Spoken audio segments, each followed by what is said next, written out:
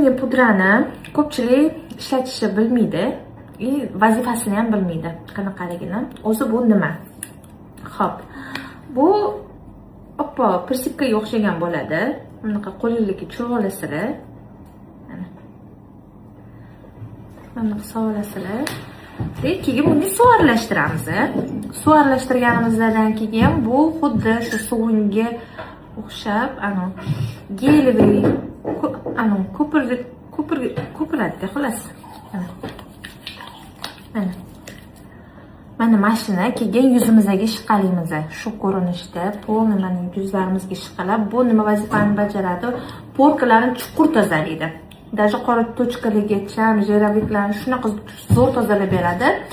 Lekin yengil toshgan yuzlarga, keyin o'ta quruq yuzlarga bu tavsiya qilinmaydi. Sababi chuqur tozalaganining hisobiga achishtirib, qizartirib yuborishi mumkin. O'zi skrab o'rnida ishlatilinadi, lekin bu skrabdan juda ham kuchli.